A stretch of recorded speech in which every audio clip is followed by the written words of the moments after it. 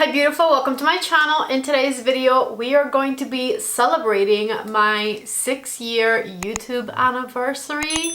On January 30th, 6 whole years ago, I decided to upload the first YouTube video to this channel, or at least the first one that you can see. Like, I took it seriously because I had uploaded and then deleted a couple of videos before, but I had just turned 25 and I was like, it is now or never. If this is your dream and you want to go for it, you better start posting. You better take it seriously, because you cannot continue to wonder what if you did it. You just have to go for it. Anyways, so we're going to be celebrating my 6 years on YouTube, and I gotta say, I'm still a smaller influencer. I'm definitely no one popular, but I have you guys that watch me. I have my little audience that leaves the nicest comments, and I can live off of my YouTube channel. So I'm over here living the absolute dream. Let me leave the rambling for when I start applying some makeup, because I don't want you guys to keep looking at this pimple on my nose. Besides that, you saw it in the title, we are going to talk about Mascaragate. We are going to talk about false advertisement. We're going to talk about Mikayla, and I'm going to be getting ready while I talk about all of these things. I have some makeup right here in front of me that I am dying to try, and so if you're excited for today's video, don't forget to please give it a thumbs up, and let's go ahead and get started. First things first, I gotta hydrate this face, and I've been dying to open up my new Tula moisturizer. I tried a sample of this moisturizer a couple of weeks ago and I immediately fell in love with it, so I had to order me some from the Tula website. This is the 24/7 Moisture Intense Ultra Hydrating Day and Night Cream. When I tell you this is the most hydrating thing, a little bit goes a very long way. It is the creamiest, most hydrating product. It has an, I would say, sweet, kind of fruity smell to it. I definitely don't hate it, but I want you to be aware that it does have a scent to it. And I went ahead and just bought it to try it out because I feel like this could potentially replace Magic Cream, which I have been using for years, and it is my favorite moisturizer for underneath makeup, but it's quite expensive. Magic Cream is like $100 a jar, and this is around half the price, so I'll keep you updated on it. So far though, absolutely loving the way my skin feels immediately after applying it.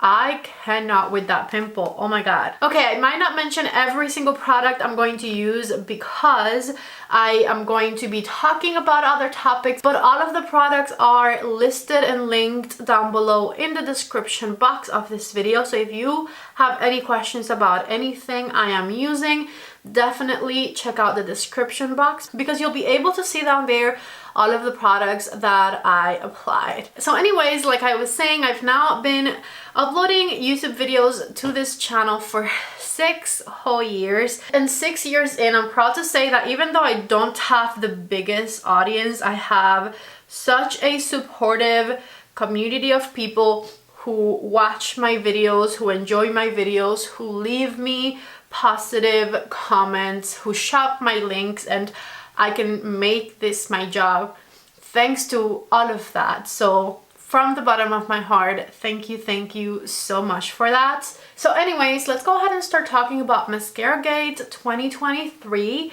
I definitely wanted to touch on it here on my channel. I wanted to tell you guys like my thoughts and opinion on everything that's happened around it, and why some of the things are very upsetting to me. I'm going to briefly talk about what happened in case anyone doesn't know, which I highly doubt, but just in case anyone doesn't know, Mikayla, who is TikTok's biggest beauty influencer, uploaded a sponsored post reviewing a L'Oreal mascara that just launched, and in that video a lot of her audience noticed that she was applying the mascara, and then she said, I'm going to do a few more coats, and she comes back with the mascara fully applied, and she noticeably has added something to the mascara that goes beyond just a mascara application. Some people are saying it's a filter, some people are saying it's an Ardell lash strip. I personally think it might be individual lashes, possibly from Ardell. And obviously not only is a lot of her audience disappointed and outraged at this whole situation, but a lot of people in the community, a lot of other like beauty influencers have come out to call her out on it, because her doing that makes us all, and I'm going to include myself in there, kind of look like deceitful liars, you know? I'm going to pop the video on the screen right there so that you guys can see everything that I'm talking about.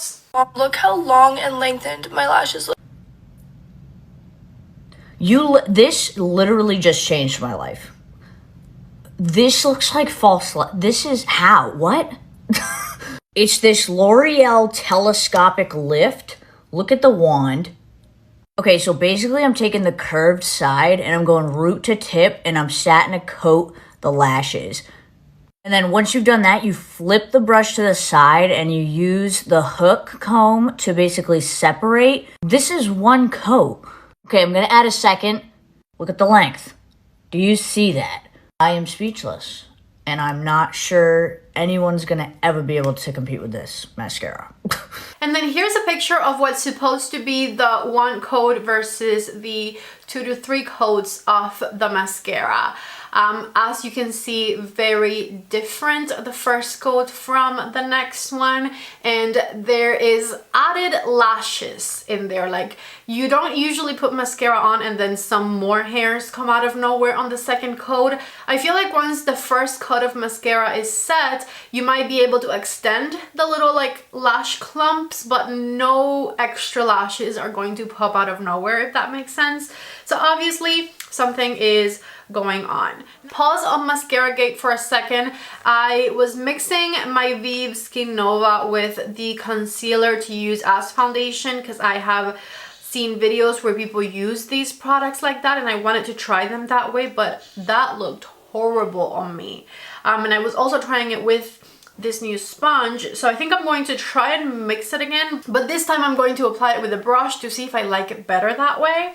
Anyways, back to Mascaragate. A lot of people came out to call Mikayla out on it, which some of them I think were a little bit rude about it. I absolutely have nothing against Mikayla. I think she has an amazing personality. I feel like she really pulls in her audience. I love and admire how she shares a lot about her personal life on TikTok. I've been following her for a very long time, but at the same time, while I do find her videos incredibly entertaining, she's never been someone that has the biggest influence on me when it comes to purchasing makeup products, because I do feel like she uses a smoothing filter on her face on TikTok all the time, and I have seen things here and there where like I'm not convinced, right?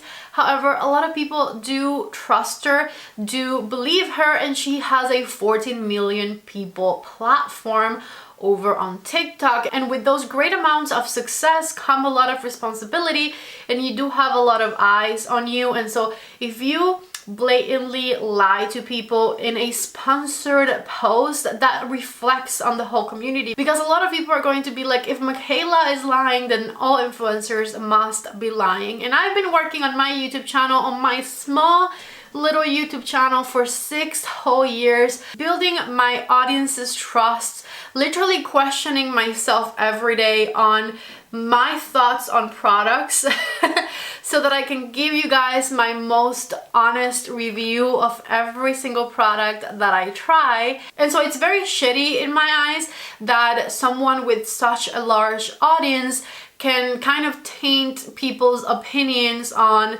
the whole of the community, because like I said, I work really hard on being the most honest I can possibly be when it comes to reviewing products. By the way, I have absolutely nothing against sponsorships. I take a few sponsorships here and there whenever I am offered them, and I always try to be very genuine about the sponsorships that I do and the brands that I allow to sponsor videos in my channel, because I never want to be deceitful. I never want to lie to you guys. And I was only able to leave my full-time job less than 2 years ago to do YouTube full-time. So it's not like I'm making a ton of money like some of these bigger influencers have to be making. And I still question myself on my choices every day. I still question myself on the products that I'm suggesting to you every day, because I want to give you my honest thoughts on everything. And whenever I am offered a sponsorship, I stress. When I tell you I stress, because I want to make sure that whatever I am getting sponsored for aligns 100% with who I am as a person and with my YouTube channel. Oh my god, I feel like we're so far into this video already and I still don't have a drop of makeup on this face because I took it off earlier. Alright, we're blending with a brush now. Hopefully this looks good. I feel like what makes matters worse is this part of the video right here. This looks like false light. So she's saying it looks like a false lash. The mascara is so amazing. It made her lashes look false, but obviously we know why. I don't know about this milk concealer, by the way, but I have been really trying to use all of the products that have been sent to me, and so this was one of them, and we'll see how I like it. So far I'm not loving anything that I've used today. We'll see. She also has a previous video where she's showing people how to use individual lashes in a way that looks pretty much exactly the same as her final result on this mascara video. Furthermore, when she first posted that video, she replied to some comments of people accusing her of using false lashes, and in her reply she said, oh my god, no, L'Oreal would like never allow me to post this video if that were the case, because they would not have approved the video, right? And we'll get there. We'll get to the L'Oreal approving the video thing later. I definitely have an issue with that part of it for sure. So all of these things I just feel like made matters worse for her. And I definitely don't think that she should be cancelled, or I don't think that there should be any retaliation past the fact that she was called out on whatever this post was, you know, like hopefully she learned from this and hopefully she can move on and that she can continue to post the highly entertaining content that she posts on her TikTok account. Nothing against her, it's just the fact that we should not normalize lying to people, especially when you're being paid by a brand to advertise a product. For example, L'Oreal and Revlon and all of these brands have traditionally used false lashes in commercials on TV. Like you can literally see that those models on the TV screen that are announcing the mascara are wearing lashes, but you kind of expect that from a TV commercial. Plus, I believe that it is disclosed. Now, when it comes to influencer marketing, I do have a problem with the lash being applied, because I feel like people look to influencers like they would look to a friend. You want to know what your friend thinks about X, Y, and Z product that she tried or he tried in order to make your purchasing decision. And so you expect that person to not only give you their honest opinion on the product, but to show you how the product looks applied, like for real, you know? Like I do my little foundation reviews and I'm like closed up in the camera and I turn the light down and I want you to see exactly what things look like. By the way, I was totally hating the way my makeup was looking until I just applied this one. This is the Bare Minerals Bare Pro Powder. I think they must have reformulated this one because I've had this powder before. See, Bare Minerals Bare Pro, the fonts are slightly different. This is the one that I've had forever and I fully used one of these and this is the second one. As you can see, I loved it. This is the only foundation powder I have ever used with my dry skin, and I think they might have either reformulated or just repackaged, because I used to use Light Natural 09 and the one I just applied is Fair 15 Neutral. So I think that they might have redone their powders or something, but it is just as good as I remember. I used to apply this powder on top of my moisturizer. Just moisturizer and then tap the powder on your complexion, and it gives you the most beautiful coverage, and it didn't ever make me look dry. So I love it. Besides, the Tula moisturizer is the only product that I've loved that I've applied today. And I'm glad that it's still a fantastic product. The next thing that I don't understand is why she even felt the need to enhance the performance of the mascara, because the mascara looked like an actually good product to begin with. Although maybe I do understand it, because I feel like short form content relies a lot on the wow factor. I feel like a lot of influencers who do short form content are always thinking of ways for their videos to go viral. And oh my god, did this one go viral, but not for a positive thing, unfortunately. Not because the mascara was all that great, unfortunately, but because of the wrong reasons in this case, which brings me to my next point.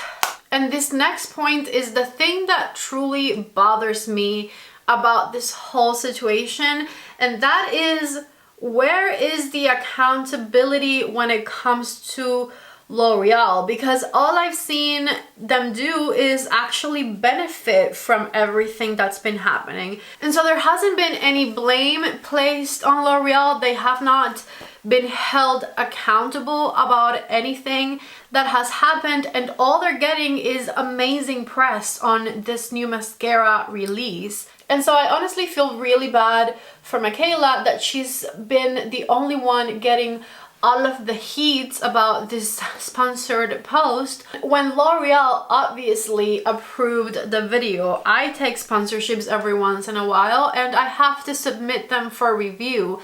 That is the way that it always works, right? So obviously they saw the video and they approved the video.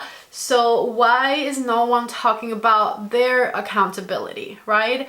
They're just going viral at the moment, which is great press for them. And there's a bunch of influencers buying the mascara to review it and actually saying that it's great because it might just be a great product. But then L'Oreal is profiting from all of this and they're getting no heat at all whatsoever. And poor Mikayla hasn't even been able to upload a video since this one was posted because of the internet's uproar over this whole situation. And by the way, I've seen people asking too why she hasn't even taken the video down. It's a sponsored video. She can't take it down. That's breach of whatever contract she had with L'Oreal. You know, it would have to be something that they both agree on. And why would L'Oreal want to take down the video when they're getting all this press for it too, you know? It's a difficult situation for Mikayla. I feel horrible that she must be going through it. But at the same time, I'm obviously like, how? Why? Like, she has no need to do that. It's like, how can you be so silly? And also a different side of me is like, you effed up not just for yourself but like for the rest of us, because again, when you're like the biggest influencer, people are looking up to you. So when you do something that is wrong, it's going to reflect on the whole entire community, you know? I also feel terrible because she's getting married this year, and my friend Johnny Ross just started a podcast recently and she was his first guest because she's friends with him, and she was talking about like her marriage and how this is the year that like nothing could bother her, nothing could get to her because she's getting married and she just wants to have like the happiest year of her life and all of that. I'm going to link to Johnny's podcast down below in case you guys want to watch it. It is a wonderful interview and I love him so much. But anyways, she's talking about all these wonderful things that are happening to her and how she's like trying to live her best life and how she's trying to be like so excited for her wedding and all of that, and now this is happening. And so I just feel terrible because I'm an empath and I just can't even imagine what she must be going through. So I would love to know what you guys think of this whole situation. In conclusion, I have a lot of mixed feelings about the whole thing because I feel like, yes, she should be held accountable because I do not think it's okay to falsely advertise anything, and I especially do not think it's okay to lie to people saying this product looks like false and it's actually false, you know. But at the same time, I kind of feel bad that all of this heat has been put only on her, and that L'Oreal is getting no repercussion for anything that's been happening. On the contrary, they're getting a ton of press and they are getting a lot of mascara sales. I'm certainly not the scandal police over here, and whoever approved her video might have genuinely like not noticed that there was something added to her lashes. Allegedly, if there was. I can't prove that there was, but it looks like there was. So yeah, I don't know. Do you guys think that L'Oreal should also kind of be held accountable for this, or should Mikayla solely be held accountable for this? I'm going to be trying this Ace Beauté. I'm pretty sure it's not pronounced like that. They sent me a card where it said the pronunciation, but I don't know where the card is. But anyways, this palette right here, here is the inside of it. And I'm going to use this shade Mine here and just tap it on the outer corner of the eye and then blend it out from there, just like I did over here. I didn't find any like transition-y shades on the palette, but it looks like it blends really nicely, and it is also very pigmented. So I'm just going to stretch that brown and blend, blend, blend. I was watching Jen Loves Reviews video talking about the same topic earlier today, and I agree pretty much with everything she said about Mascaragate. This is definitely not the worst scandal that has come out of the beauty community, and it seems like a lot of people who did go through much worse scandals than this one have come back and have continued on making videos and all of that. So hopefully Mikayla is back making videos soon. I'm honestly very, very curious about what she's going to say about this whole situation. Hopefully we either get some clarification on what happened, or some sort of explanation, or maybe an apology, who knows. But whatever it is that we get, I hope that she can learn from this and that she can continue to grow from this, and that she's back making TikTok videos soon. I'm going to use this single shadow right here from that same brand, and I'm just going to pat it on with my finger. So far all these products seem to have really nice quality. This green shimmer looks so pretty. I'm going to use my Oden's Eye Multi-Chrome in M01 for the inner corner here, because this one has a bit of green in it. Oh, so pretty. I keep reaching for these. These are amazing. I went ahead and applied mascara and false lashes. These are Ardell Wispies. And I forgot to talk about the few people, because I think that thankfully it is very few people who are defending Mikayla to the point where they're saying it's okay to do false advertisement, and they're also saying it's okay to lie because everyone lies, which let's not normalize that, because it is definitely not okay. I have spent years, like I was saying earlier, building the audience that I have and gaining their trust and questioning myself in everything that I say online, because I want to be as authentic as I can possibly be. So let's not normalize lying to people for a buck, you know? Yes, being a content creator is at the end of the day a business if this is what you do for your livelihood, but you have to think ethically about everything in life, really. And it's definitely not okay to lie to an audience that trusts you just to cash a check. Plus, she could have cashed the check without lying anyways, you know? So I think it was just, again, a very silly thing to do, and that now that she's been called out for it, she can move on from it as a better content creator and a better person in general. I'm almost done with this makeup. I don't even know if the lipstick that I have matches the lip liner I just put on, but we're about to check. Not really. This is more brown and my lip liner is more rosy. Definitely not. I'll try to just cover the lip liner with the lipstick. I don't think that worked. Nothing against the lip liner or the lipstick, just the combination of like two different colors did not work for me, so let me fix that. I switched to a Rare Beauty lip liner in the shade Humble. Already so much better.